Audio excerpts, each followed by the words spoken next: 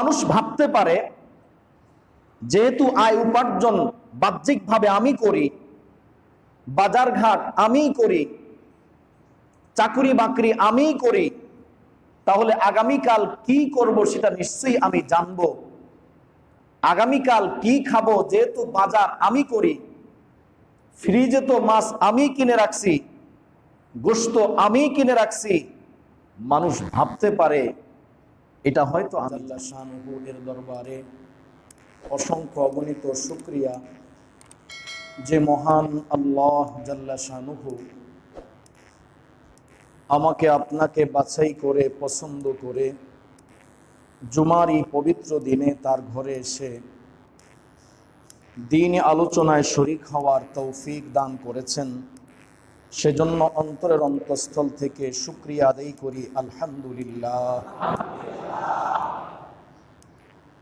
কুরআনুল কারীমের সূরা লোকমান থেকে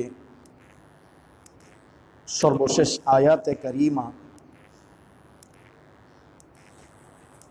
এবং রাসূল করিম সাল্লাল্লাহু আলাইহি ওয়াসাল্লামের হাদিসের সুবিশাল ভান্ডার হতে হাদিসে জিবরিল নামে প্রসিদ্ধ হাদিস খানা তেলাওয়াত করেছি। আয়াতে কারিমা ও হাদিসে পাকের বিষয়বস্তুকে সামনে রেখেই ধারাবাহিক কিছু আলোচনা করার ইচ্ছা করছি। ওয়ামা তৌফিকি ইল্লা বিল্লাহ।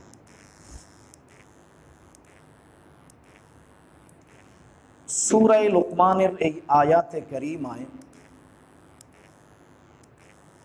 আল্লাহ জাল্লা শানুহু 5টি বিষয় সম্পর্কে বলেছেন। যেই 5টি বিষয়ের জ্ঞান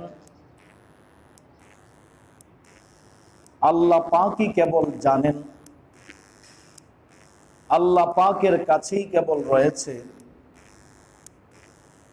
অন্য কেউ এগুলো সম্পর্কে জানে না যতক্ষণ পর্যন্ত আল্লাহর পক্ষ থেকে মানুষের কাছে পরিষ্কার করে না দেয়া হয়।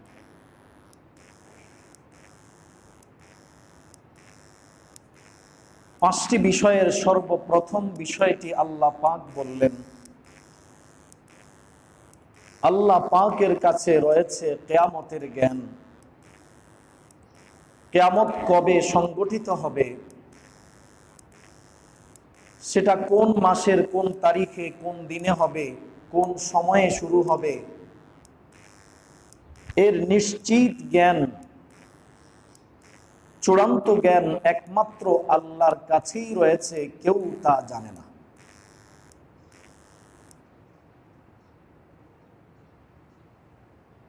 নম্বর 2, ওয়ায়ুনাজ্জিলুল গায়থা, বৃষ্টি আল্লাহ পাকই বর্ষণ করেন। কখন কোথায় বৃষ্টি হবে এটা কোনো মানুষ জানে না, মানুষ বলতে পারে না, সম্ভাবনা প্রকাশ করতে পারে, আবহাওয়াও পেশ, নিশ্চিত কোনো কিছু বলার সুযোগ নেই। নিশ্চয়তা একমাত্র আল্লাহর কাছে, নিশ্চিত রূপে তিনিই জানেন কোথায় কখন বৃষ্টি হবে।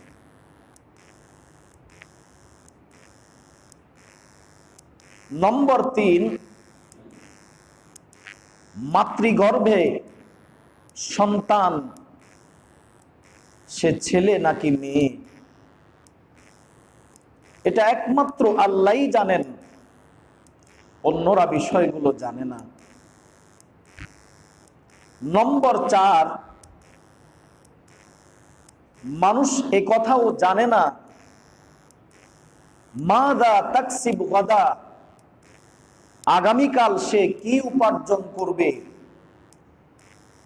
আগামীকালকে সে কি লাভ করবে, এটা সে জানে না, এটা আল্লাহ পাকই একমাত্র জানেন। নম্বর 5, ওয়ামা তাদরি নাফসুম বিআইয়ি আরদিন তামুত, কেউ জানে না যে কোন এলাকায় কোন জায়গায় তার মৃত্যু সংঘটিত হবে, মৃত্যুর স্থান কোথায় হবে এটা কেউ জানে না, একমাত্র আল্লাহই জানেন। আল্লাহই বলতে পারেন তার মৃত্যুর জায়গাটা কোথায় নির্ধারণ করা আছে। এই পাঁচটি বিষয় একমাত্র আল্লাহর কাছেই জানা, অন্য কারো কাছে এর কোনো জ্ঞান নেই।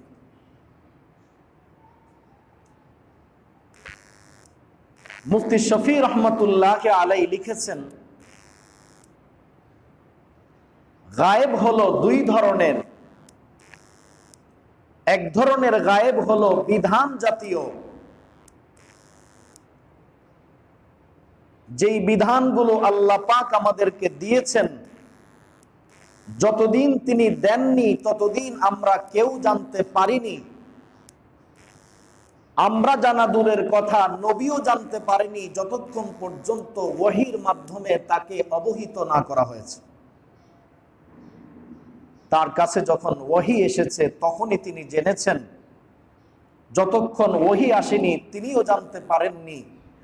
বিধান সংক্রান্ত কিছু গায়েব, আল্লাহর সত্তা সংক্রান্ত গুণাবলী বিষয়ে যত বিষয়গুলো আমাদের সামনে নবীজি পেশ করেছেন, যতক্ষণ তিনি বলেননি ততক্ষণ আমরা জানিনি। এগুলো হলো এক ধরনের গায়েব।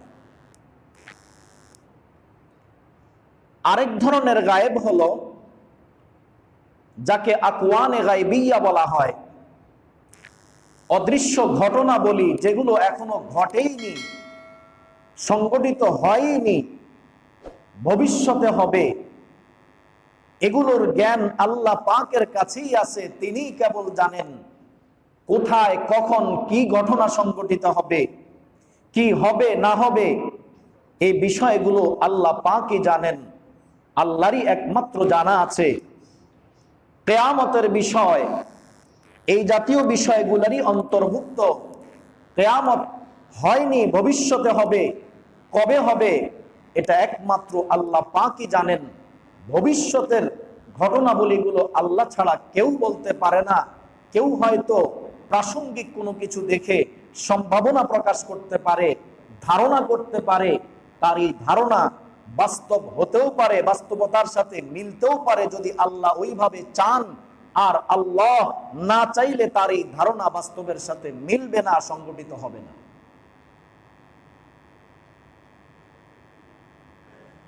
এই পাঁচটি বিষয়ের উপস্থাপনের ক্ষেত্রে আল্লাহ রাব্বুল আলামিন ভঙ্গি যেভাবে অবলম্বন করেছেন, কিয়ামতের বিষয়ে বলেছেন নিশ্চিত করে, ইন্নাল্লাহা ইনদাহু ইলমুস সাআহ, আল্লাহর কাছেই একমাত্র কিয়ামতের জ্ঞান আছে। কিয়ামতের বিষয়টা আল্লাহই কেবল জানেন, আর কেউ জানে না। এখানে বলার ভঙ্গি হলো এমন। আর বাকিগুলো বলেছেন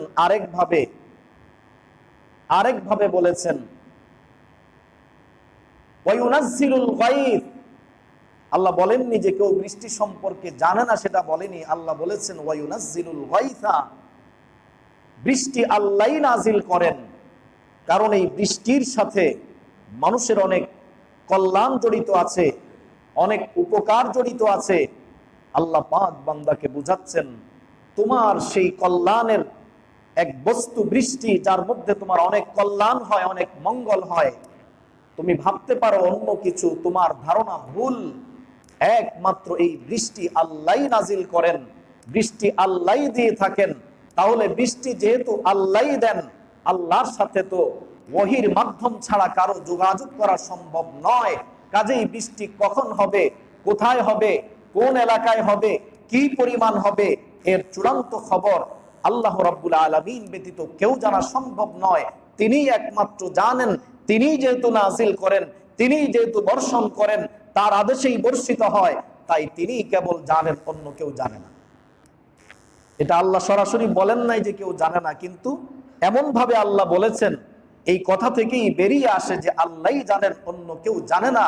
আসলে বাস্তবেও তাই, অন্য কারো পক্ষে জানাও সম্ভব নয়। এবং আল্লাহ পাক বলে দিয়েছেন ওয়ায়ালামু মা ফিল আরহাম, মাতৃগর্ভে কে আছে সেটা আল্লাহই জানেন। তিনি জানেন, তিনি ছাড়া কেউ জানে না।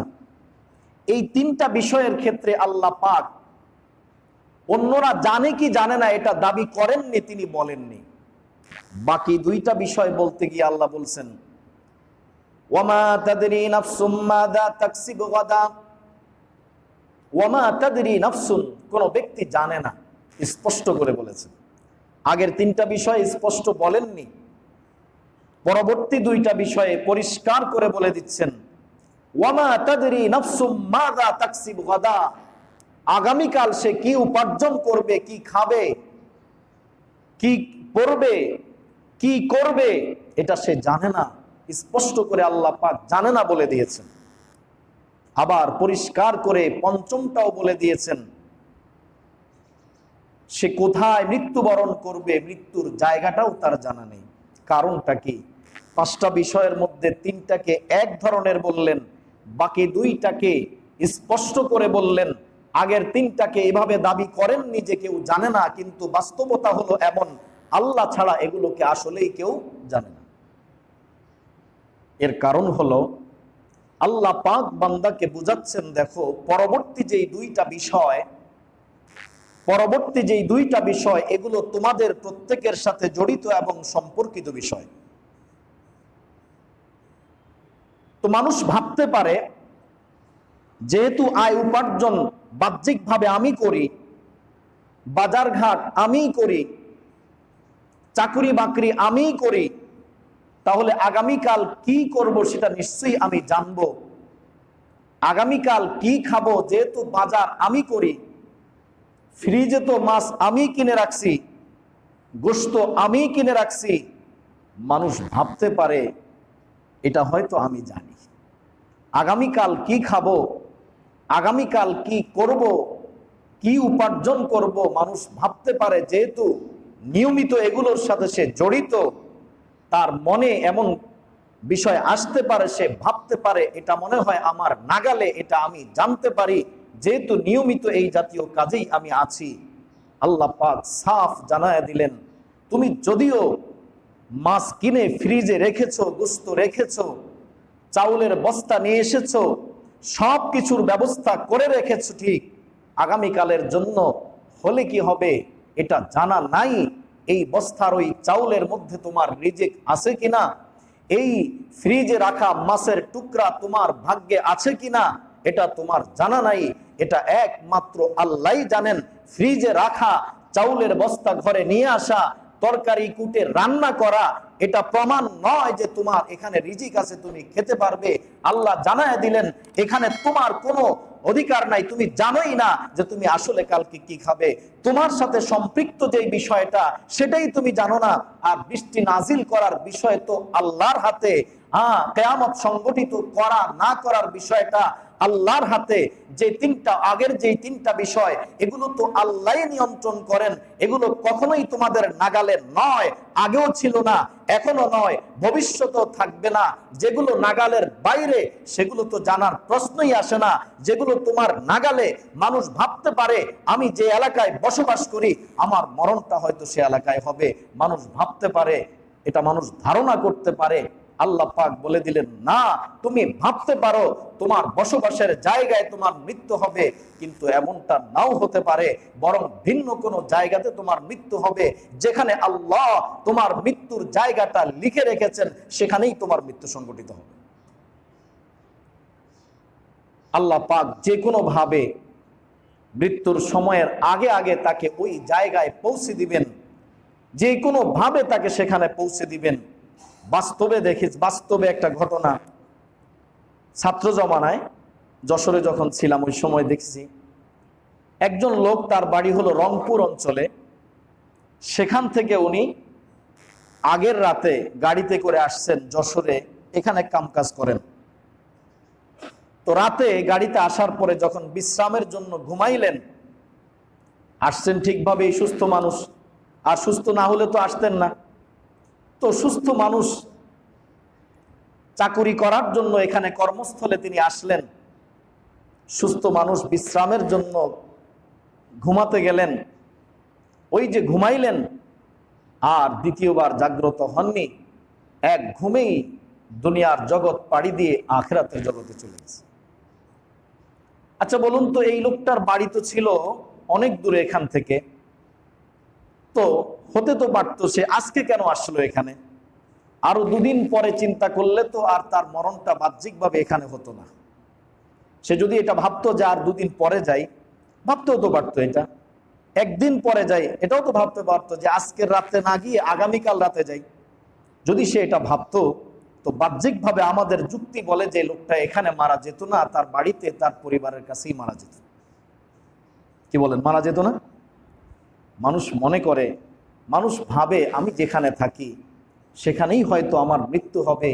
যে মানুষ যেখানে থাকে সেখানে তার বুঝি মৃত্যু হবে, মানুষ এটা ভাবে, কারণ এগুলো সে দেখতেছে, সেই হিসাবে সে ধারণা করতে পারে। আল্লাহ বলেন, এটা তুমি নিশ্চিত জানো না, এখানে থাকো দেখেই তোমার মৃত্যু এখানে হবে। এমন এক জায়গাতে তোমার মৃত্যু হতে পারে যেখানে তুমি থাকো না, চাকরিও করো না, যেখানে কোনোদিন যাও নাই, এমন একেবারে নতুন কোন জায়গাতেও তোমার মৃত্যু হয়তো লেখা আছে, যে কোনো ভাবেই আল্লাহ তোমাকে সেখানে পৌঁছায় দেবে। হাদিসের ভাষায় নবীজি বলেন, জাআলা ইলাইহা হাজাতান, কারো মৃত্যুর স্থান নির্ধারিত থাকলে মৃত্যুর সময়ের পূর্বে কোনো না কোনো একটা প্রয়োজন আল্লাহ পাক ওই জায়গার প্রতি তৈরি করে দেন। সে তার ওই প্রয়োজন পূরণের জন্য, তার ওই কাজ হাসিলের জন্য সেই জায়গায় নিজেই চলে যায়। আর আসলে তো হযরত আজরাইলকে জায়গা বলে দেওয়া আছে, তার জান কবজা করার সময় যেমন নির্ধারণ করা আছে, এক মুহূর্ত আগে পরে হবে না, ওটা যেমন চূড়ান্ত করা আছে, জায়গাও চূড়ান্ত করা আছে। তার মৃত্যু যেখানে করতে বলা আছে সেখানেই তার মৃত্যু হতে হবে, অন্য জায়গায় তার জান কবজ করার অধিকারও নাই। সেজন্য আল্লাহ জাল্লা শানুহু তার এই নিজাম আর শৃঙ্খলাকে ঠিক রাখার জন্যে আল্লাহ পাক তার দিলে বা তার কোনো প্রয়োজন এমন ভাবে তৈরি করে দেন, সে তার তাগিদে নিজের গরজে, নিজের প্রয়োজনে, নিজের খরচে ওখানে গিয়ে পৌঁছে যায়। আর সময় মতো, জায়গা মতো আজরাইল আলাইহিস সালাম তার দায়িত্ব পালন করে তার জানটা কবজা করে দেন। আল্লাহ রাব্বুল আলামিন বান্দাকে বুঝাচ্ছেন, বান্দা বাহ্যিকভাবে যে দুইটা বিষয় তোমার নিয়ন্ত্রণ বলে তুমি মনে করো, তোমার নাগালে আছে বলে মনে করো, যার সাথে তোমার খুব পরিচয়, যেটা তোমার একেবারেই হাতের কাছে বলে তুমি মনে করো, এই দুইটা বিষয় আল্লাহ পরিষ্কার করে বললেন, এই দুইটাও তুমি জানো না, এই ব্যাপারেও তোমার জ্ঞান নাই।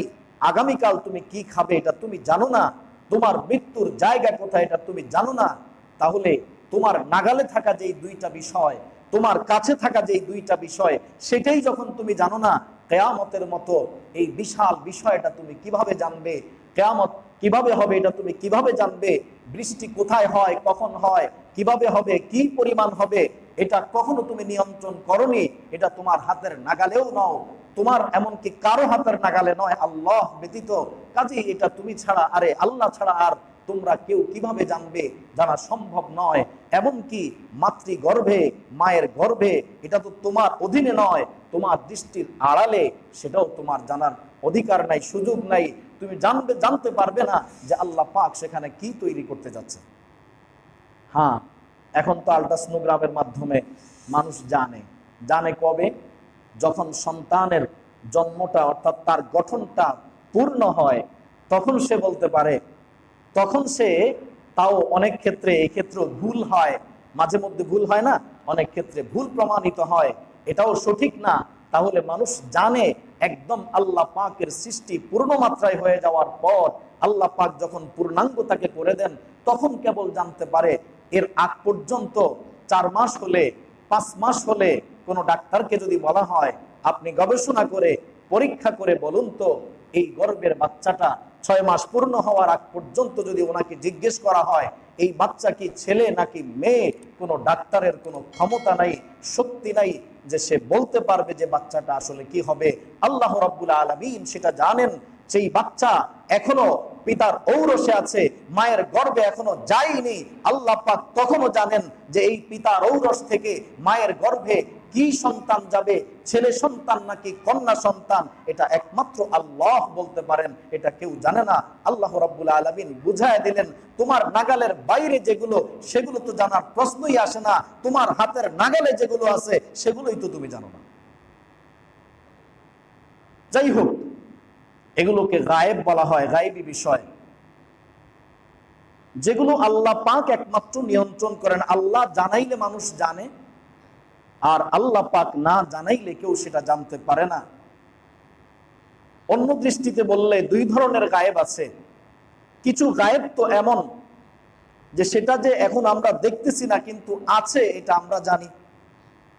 আর কিছু গায়েব তো এমন সেটা আমরা জিনিসটা যে কি সেটাই জানি না, তার কোনো প্রমাণ আমাদের কাছে নাই। কিসমুন আলাইহি দলিলুন ওয়া কিসমুন লা দলিলা আলাইহি। এক প্রকার তো হলো যার দলিল এবং প্রমাণ আমাদের কাছে আছে। আচ্ছা বলুন তো, জান্নাত কি কেউ দেখেছেন? জান্নাত তো আমরা কেউ দেখিনি, তাহলে জান্নাত একটা গায়েব, অদৃশ্য বিষয়। জান্নাত দেখিনি, তবে জান্নাত আছে এটার দলিল আমাদের কাছে আছে। জান্নাত আছে এই কথার দলিল আমাদের কাছে আছে। আমাদের নবী পরম সত্যবাদী ব্যক্তি আস-সাদিকুল মাসদুক নবী মুহাম্মদুর রাসূলুল্লাহ সাল্লাল্লাহু আলাইহি ওয়াসাল্লাম তিনি বলেছেন জান্নাত আছে। জান্নাতের বিবরণ তিনি আমাদের সামনে দিয়েছেন। কাজী জান্নাত যদিও গায়েব, অদৃশ্য জগতের বস্তু, গায়েব হলেও এটা এমন গায়েব যার দলিল আমাদের কাছে আছে, যে জান্নাত নামক একটা গায়েব সেটা আছে, তার প্রমাণ আমাদের কাছে আছে। এটা হলো এক ধরনের গায়েব। আর আরেক ধরনের গায়েব তো এমন কি যে সেই জিনিসটা যে কি এটাও আমাদের কাছে জানা নাই। আল্লাহ পাকের কাছে এমন অসংখ্য গায়েব আছে। সূরা আনআমের মধ্যে আল্লাহ পাক বলেছেন ওয়াইনদাহু মাফাতিহুল গায়বি লা ইয়ালামুহা ইল্লা হু। আল্লাহর কাছে গায়েবের চাবিকাঠি। ওয়াইনদাহু মাফাতিহুল গায়ব, গায়েবের যত চাবি আছে সব আল্লাহর নিয়ন্ত্রণে। পরিষ্কার, একমাত্র আল্লাহই গায়েব জানেন। লা ইয়ালামুহা ইল্লা হু, লা ইয়ালামুহা ইল্লা হু। আরো পরিষ্কার করে বললেন তিনি ছাড়া আর কেউ গায়েব জানে না। এমনকি রাসূল সাল্লাল্লাহু আলাইহি ওয়াসাল্লাম তিনিও গায়েব জানেন না, তিনিও গায়েব জানেন না। হ্যাঁ, ওনাকে যদি জানানো হয় তাহলে তিনি জানেন। কেউ জানিয়ে দিলে, জানলে তাকে গায়েব বলে না। যদি এটাকে গায়েব জানা বলে তাহলে আমি আপনিও গায়েব জানি। জানায় দিলে, যদি জানিয়ে দিলে, কোনো বিষয়ে যদি জানিয়ে দিলে জানা যায়, এটাকেও যদি গায়েব জানা বলে তাহলে আমরাও গায়েব জানি। কি বলেন? গায়েবের অনেক বিষয় আমরা নবীজির কাছ থেকে শুনে জানি কিনা? জান্নাত দেখিনি, কিন্তু জান্নাতের এই গায়েবী বিষয়ের সংবাদটা নবীজির কাছ থেকে শুনে আমরা এখন জানি। জাহান্নাম দেখিনি, তবে জান্নাতের এই বিবরণটা, জাহান্নামের বিবরণটা, বর্ণনাটা নবীজির কাছে শুনে আমরাও এখন জানি। তাহলে তো যদি কেউ জানিয়ে দিলে, জানলে সেটাকেও গায়েব বলা হয়, তাহলে নবীজির বৈশিষ্ট্য কি হলো? হ্যাঁ, তিনি তো এইভাবেই জেনেছেন, আল্লাহ পাক ওনাকে জানিয়ে দিয়েছেন তাই জেনেছেন, উনি আমাদেরকে জানিয়েছেন তাই আমরা জানি। তাহলে অন্য কেউ জানায় দিলে সেটাকে গায়েব জানা বলে না। যদি গায়েব জানা বলা হয় তাহলে নবী জানলে এই ধরনের গায়েব তো আমরাও জানি। আসলে বাস্তব কথা হলো পরিষ্কার, আল্লাহ পাক বলে দিয়েছেন ওয়াইনদাহু মাফাতিহুল গায়ব লা ইয়ালামুহা ইল্লা হু। তিনি ছাড়া কেউ জানে না। গায়েবের চাবিকাঠি একমাত্র আল্লাহর হাতে, তিনি গায়েব জানেন, আল্লাহ ব্যতীত আর কেউ গায়েব জানে না। যাই হোক, এটা লম্বা এক বিষয়। নবী গায়েব জানেন কি জানেন না, এর অনেক প্রমাণ এবং দলিল নববী জীবন থেকে দেওয়ার রয়েছে। তা আমি সেই দিকে যাব না। আমি মূলত কিয়ামত বিষয়ে আলোচনা করার জন্যই সূচনা করেছি। এই পাঁচটা বিষয়ের মধ্য থেকে প্রথম বিষয়টা আয়াতে কারিমায় বর্ণিত পাঁচটি বিষয়ের প্রথম বিষয় হলো কিয়ামত সংক্রান্ত বিষয়। কিয়ামত সংক্রান্ত বিষয়ে আল্লাহ পাক তো পরিষ্কার বলে দিলেন কিয়ামত কবে হবে এটা কেউ জানে না, কখন হবে কেউ জানে না। তবে কিয়ামতের কিছু আলামত এবং কিছু নিদর্শন আছে, লক্ষণ আছে। এই আলামতগুলোকে সচরাচর মুহাদ্দিসিনে কেরাম, মুফাসসিরিনে কেরাম দুই ভাগে বিভক্ত করেছেন। কিছু আলামতকে বলা হয় আলামতে সুগরা, ছোট আলামত, আর কিছু আলামতকে বলা হয় আলামতে কুবরা, বড় লক্ষণ, বড় আলামত। এই দুই ভাগে আলামতগুলোকে বিভক্ত করা হয়েছে। তো ছোট আলামতগুলো প্রথমে পর্যায়ক্রমে আলোচনা করে ইনশাআল্লাহ পরবর্তী পর্যায়ে কিয়ামতের বড় আলামতগুলো এবং প্রত্যেকটা বিষয়ের উপর মোটামুটি ভাবে যতটুকু ধারণা দেওয়া সম্ভব দেওয়ার চেষ্টা করবো ইনশাআল্লাহ। ওমা তাওফীক ইল্লা বিল্লাহ। এই প্রসঙ্গে অত্যন্ত নির্ভরযোগ্য একখানা হাদিস, যাকে হাদিসে জিবরিল বলা হয়। এই হাদিসকে উম্মুল হাদিস এবং উম্মুস সুন্নাহ বলা হয়। এর কারণ হলো হযরত জিবরিল আমিন নবীজির কাছে এখানে এসেছেন বলে এই হাদিসে বিবরণ রয়েছে। তো জিবরিল আমিনের এই আগমনটা ছিল 10ম হিজরির দিকে, বিদায় হজ্জের আগে আগে, নববী জীবনের একেবারে শেষ দিকে। কারণ মক্কি জীবন তো এর আগে পুরা শেষ হয়েই গেছে, আর মাদানী জীবনেও হিজরত থেকে 10 বছর চলে গেলে আর বাকি রইল কতটুকু? তার মানে একেবারে নবীজির নবুয়তের 23 বছরের জীবনের একেবারে শেষ দিকে এসে হযরত জিবরিল আমিন নবীজির কাছে এসেছিলেন। এই হাদিসে যে বিষয়গুলো উল্লেখ করা হয়েছে, এই বিষয়গুলো সম্পর্কে নবীজির সঙ্গে আলোচনা করেছেন। এজন্যই মূলত এটাকে হাদিসে জিবরিল বলে। আর উম্মুল হাদিস বা উম্মুস সুন্নাহ এই কারণে বলে, যেমন আমরা জানি সূরাতুল ফাতিহাকে উম্মুল কোরআন, উম্মুল কিতাব বলা হয়। এটা কোরআনের মা, কিতাবের মা বলে আখ্যায়িত করা হয়। কারণ হলো গোটা কোরআনুল কারীমে যে বিষয়গুলো সন্নিবেশিত হয়েছে, কোরআনুল কারীমে যে বিষয়গুলোর বিবরণ দেওয়া হয়েছে, তার সার সংক্ষেপ সূরাতুল ফাতিহাতে রয়েছে। সেই কারণে সূরাতুল ফাতিহাকে উম্মুল কিতাব বা উম্মুল কোরআন বলে আখ্যায়িত করা হয়। ঠিক নববী জীবনে যেই সমস্ত বিষয়গুলো উম্মতের সামনে নবীজি পেশ করেছেন, তার সার নির্যাস এই হাদিসে হযরত জিবরিল আমিন নবীজির সঙ্গে আলোচনা করেছেন, নবীজিকে প্রশ্ন করেছেন, তিনি উত্তর দিয়েছেন। এই প্রশ্ন উত্তরের মাধ্যমে নবীজির সামনে, উম্মতের সামনে বিষয়গুলোকে পরিষ্কার করে সারা নববী জীবনের বিস্তৃত আলোচনাকে সংক্ষিপ্ত আকারে যেহেতু এখানে পেশ করা হয়েছে, এই সংক্ষিপ্ত আকারে যেহেতু পুরা জীবনের সারসংক্ষেপ এই হাদিসে উল্লেখ করা আছে, এই কারণে এই হাদিসকে উম্মুল হাদিস বা উম্মুস সুন্নাহ বলে আখ্যায়িত করা হয়। যাই হোক, উদ্দেশ্য হচ্ছে শেষ দিকে এসে সংক্ষিপ্ত আকারে আপনার জীবনে যা করেছেন তার সংক্ষিপ্ত একটি চিত্র তার সামনে তুলে ধরা, যাতে পুরা বিষয়টাকে সহজে কেউ আয়ত্ত করতে পারে, বিষয়ের কোনো একটা দিক যেন ছুটে না যায়। এজন্য সর্বশেষে নবীজিকে একটি সংক্ষিপ্ত চিত্র তার সামনে তুলে ধরা হয়েছে। হাদিসের বর্ণনাকারী আমিরুল মুমিনিন হযরত ওমর ফারুক রাদিয়াল্লাহু তাআলা আনহু। হযরত ওমর রাদিয়াল্লাহু তাআলা আনহু বলেন, আমরা একদিন বাইনামা নাহনু ইনদা রাসূলিল্লাহি সাল্লাল্লাহু আলাইহি ওয়াসাল্লাম যাতা ইয়াউমিন, একদিন আমরা নবীজির কাছে বসা ছিলাম। ইজতালা আলাইনা রাজুলুন, হঠাৎ আমাদের মাঝে উদিত হলো এক ব্যক্তি, এক ব্যক্তির উদয় হলো। আসলে লোকটা তো ফেরেশতা, কারণ ফেরেশতারা তো আসলে আমাদের মতো যেই সমস্ত উপাদানে আমাদেরকে আল্লাহ তৈরি করেছেন, তারা তো এই উপাদানে তৈরি নয়, তারা তো নূরের তৈরি। তো ফেরেশতা যেহেতু নূরের তৈরি, নূরের আগমনকে উদয় বলে আখ্যায়িত করা হয়। সূর্য উঠে আমরা কি বলি? সূর্য আসে না, উঠে।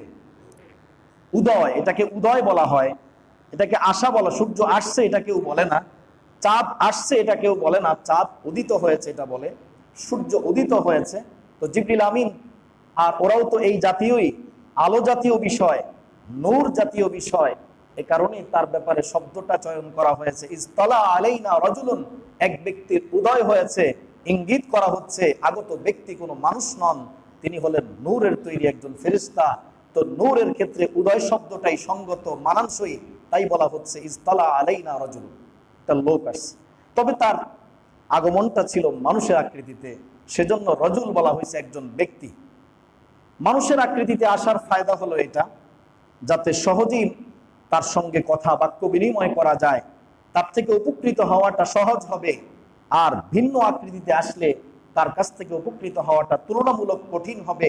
এজন্যই মানুষের রূপ ধারণ করে জিবরিল আমিন নবীজির কাছে এসেছে।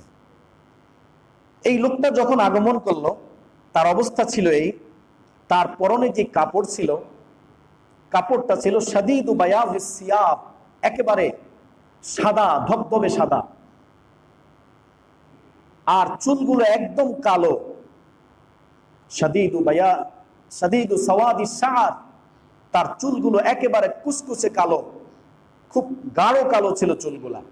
দুইটা বিষয় বলা হচ্ছে, এক হলো তার কাপড় একেবারে পরিচ্ছন্ন সাদা ধবধবে, আর চুলগুলো একেবারে কালো কুচকুচে, খুব কালো, গাঢ় কালো চুল।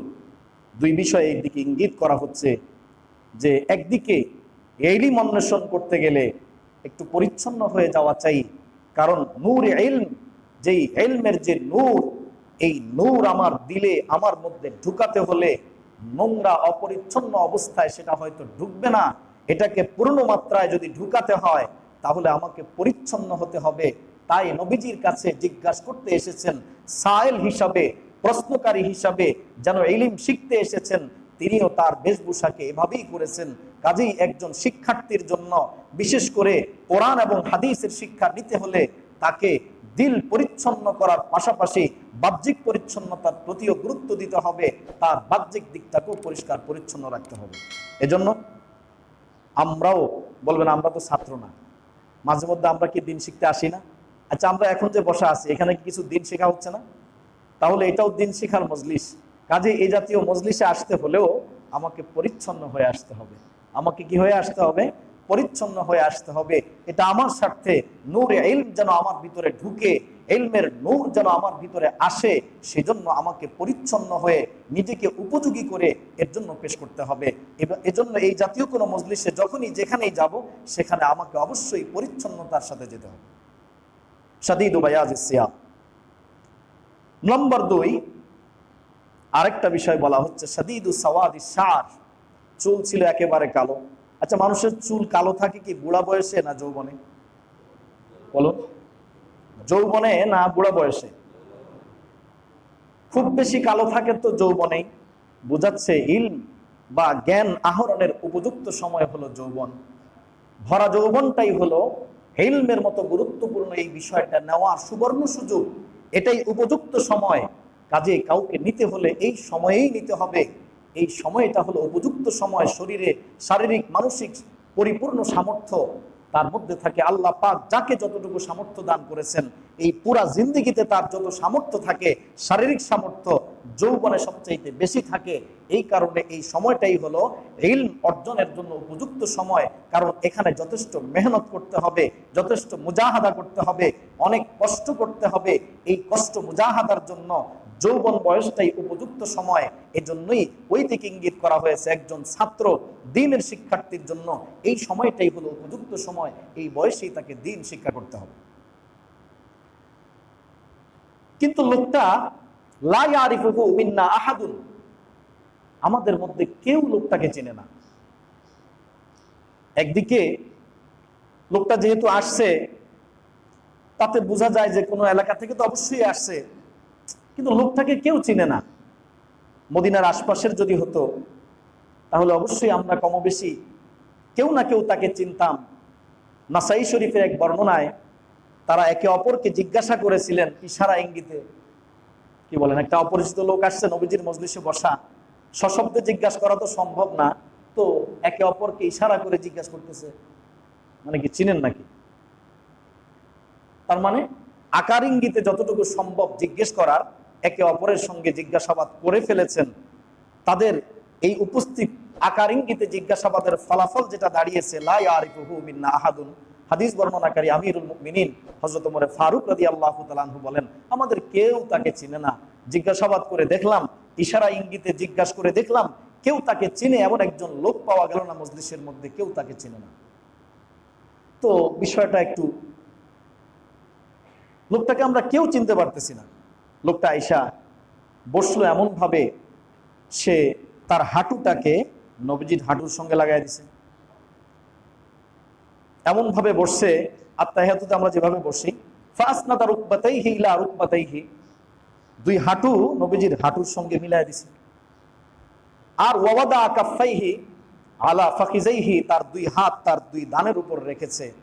কার দুই রানের উপর? এক বর্ণনা মোতাবিক নিজের রানের উপর রেখেছে, আরেক বর্ণনা মোতাবিক নাসাই শরীফের বর্ণনায় নবীজির হাঁটুর উপরে তার সে হাত রেখেছে। তার এই অবস্থা দেখলে মনে হয় লোকটা খুব পরিচিত। কি বলেন? যেভাবে নবীজির হাঁটুর সঙ্গে হাঁটু মিলায়া বসছে, অপরিচিত একজন লোক এসে এইভাবে বসাতো সম্ভব না। যার সঙ্গে কোনোদিন দেখাই হয় নাই, এই লোকটা এইভাবে বসতে একটু দ্বিধাবোধ করবে, সংকোচ তার ভিতরে কাজ করবে। তো লোকটার আচরণে মনে হচ্ছে অনেক পুরাতন লোক, অনেক জানা চেনা লোক, কিন্তু বাহ্যিকভাবে তো এমনটা মিলতেছে না অবস্থার সাথে। কারণ তার জামা কাপড়ের দিকে তাকাইলে মনে হয় সে আশপাশের লোক হবে, কারণ জামা কাপড়ে কোনো ময়লা নেই। জামা কাপড় তো একবারে পরিচ্ছন্ন, তাতে মনে হয় যেন কাছের থেকে আসছে, এই বাসা থেকে গাবতলা থেকে মাত্র জামা পরে আসছে, তো কিছুই লাগে নাই, স্বাভাবিক। কিন্তু যদি এখন এই লোকটা নরসিংদী থেকে আসে বা আরো দূর থেকে আসে, তাহলে জামায় কিছু ভাঁজও তো পড়বে, কি বলেন, কিছু ময়লাও লাগবে। তো জামা কাপড় দেখে মনে হচ্ছে না যে লোকটা কোনো দূরের লোক, লোকটাকে মনে হচ্ছে কাছেরই লোক, আশপাশেই হয়তো বাসা হবে। কিন্তু আমাদের আবার কেউ তাকে চিনে না, খুব একটা ব্যতিক্রম অবস্থার মধ্যে আমরা পড়ে গেলাম। লোকটা তাহলে কে? একদিকে মনে হয় জানা চেনা লোক, কাছের লোক, তো কাছের লোক হলে তো আমরা কেউ না কেউ চিনবো, কেউ তারে চিনে না। ফা আজিবনা লাহু, আমরা তার ব্যাপারে বড় আশ্চর্য বোধ করতে লাগলাম যে লোকটা কে, এমন একটা লোক আসলো, তার আচরণে গতিবিধিতে মনে হচ্ছে কাছের লোক, কিন্তু আমাদের কেউ তারে চিনে না, এমন লোকটা কে কোত্থেকে আসলো। যাই হোক, তো সে নবীজিকে প্রশ্ন করে, ক্বালা ইয়া মুহাম্মদ আখবিরনি আনিল ইসলাম, নবীকে লক্ষ্য করে বলছে ইয়া মুহাম্মদ। সম্বোধনটাও এমন ভাবে করেছে ইয়া মুহাম্মদ, সাধারণ কোনো মানুষ একজন আরেকজনকে যেভাবে ডাকে সাধারণভাবে সম্বোধন করেছে, তাতে বিষয়টা মনে হচ্ছে খুব একটা জানে টানে না, মূর্খ লোক মনে হচ্ছে, লোকটা খুব মূর্খ, গ্রাম্য লোক, হ্যাঁ, খুব একটা জ্ঞান বুদ্ধি নাই। কিন্তু আবার পরক্ষণেই নবীজি যখন বলে, প্রশ্নের উত্তর যখন দেয়, সে আবার বলে সাদাক্তা, আপনি ঠিক বলেছেন। বোঝা গেল আগে থেকে কিছু কম বেশি জানা আছে। তো আগে পরের কথায় আমরা কোনো কিছুই মিলাতে পারতেছি না, তার অবস্থাটা আমাদের কাছে একটু বিচিত্রই মনে হলো। সে করে একরকম, বলে একরকম, আমরা কিছুই মিলাতে পারতেছিলাম না। এজন্য আমাদের কাছে তার অবস্থা বড় আজব অবস্থা বলে মনে হচ্ছিল। আমরা আশ্চর্য হচ্ছিলাম যে লোকটা তাহলে কে। সর্বশেষে নবী করিম সাল্লাল্লাহু আলাইহি ওয়াসাল্লাম শেষে হাদিসের শেষাংশে বলেছেন, হাদা জিবরিলু আতাকুম, এ তো জিবরিল আমিন এসেছিলেন, লোকটা কোনো সাধারণ মানুষ না, মদিনার আশপাশের কোনো লোকও না যে তোমরা চিনবে, বা দূরের কোনো লোক এমনও না, হ্যাঁ, একদম গ্রাম্য আনপড় কোনো লোক, কোনো শিক্ষা দীক্ষা নেই এমন কোনো ব্যক্তিও না, ইনি তো হলেন জিবরিল আমিন। আল্লাহ পাক ওনাকে পাঠাইছেন, আতাকুম ইউআল্লিমুকুম দীনাকুম, তোমাদের দ্বীনের শিক্ষক হিসেবে, দ্বীন তোমাদেরকে শিক্ষা দেওয়ার জন্য তিনি মূলত এসেছেন। তিনি আমার সঙ্গে প্রশ্ন উত্তরের মাধ্যমে তোমাদের কাছে বিষয়গুলোকে পরিষ্কার করেছেন, তোমাদের কাছে বিষয়গুলোকে স্পষ্ট করে দিয়েছেন। তো এক একটা বিষয় উনি নবীজির কাছে প্রশ্ন করেছেন, আর নবীজি তার উত্তর দিয়েছেন। সর্বশেষে কিয়ামত বিষয়ে যে প্রশ্নটা হাদিসের শেষাংশে আসছে, ইনশাআল্লাহ পর্যায়ক্রমে আলোচনা করে এই পর্যন্ত ইনশাআল্লাহ পৌঁছার চেষ্টা করব। আল্লাহ তাআলা যতটুকু শুনেছি বুঝার এবং মনে রাখার তৌফিক দান করেন, আমিন। ওয়া আখিরু দাওয়ানা আলহামদুলিল্লাহি রাব্বিল আলামিন।